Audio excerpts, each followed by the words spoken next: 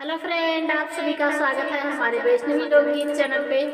आज हम आप सभी के बीच लेकर के आ गए हैं चुटकुला नाच गीत। आप सभी को कैसा लगेगा कमेंट करके जरूर बताइएगा। तो चलिए सुनाते हैं आप सभी को। पिया बाटा बाखरिया या लग रहा बना, पिया बाटा बाखरिया या लग रहा बना, लग रहा बना हो, लग रहा बना, लग रहा बना, लग रहा बना, पिया बाटा बाखरिया या लग रहा बना, पिया बाटा बाखरिया या लग रहा बना।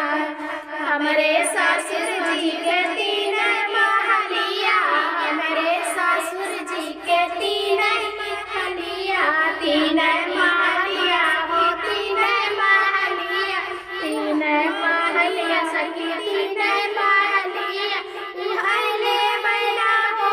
उहले बना, जन्म लागल खिड़किया, उहले बना, जन्म लागल खिड़किया, उहले बना, पिया बाटा बाखरिया या लग रहा बना, पिया बाटा बाखरिया या लग रहा बना। हमारे ससुर जी के तीन बेटा, हमारे ससुर जी के तीन बेटा,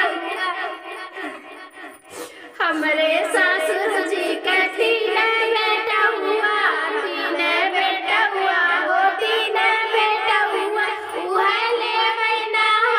उहले बना, जवन कार नौकरिया, उहले बना, जवन कार नौकरिया, उहले बना, पिया बाटा बाखरिया या लग रहा बना, पिया बाटा बाखरिया या लग रहा बना, लग रहा बना हो,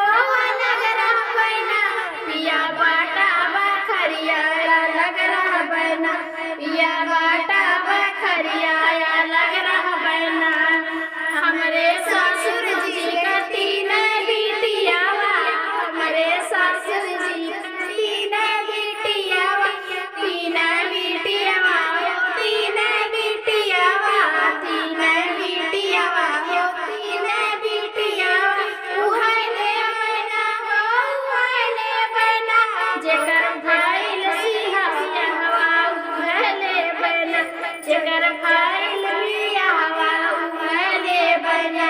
जेकर भइल बियाहवा, उहले बना, जवन गइल ससुरवा, उहले बना, जवन गइल ससुरवा, उहले बना, पिया बाटा बाखरिया या लग रहा बना, पिया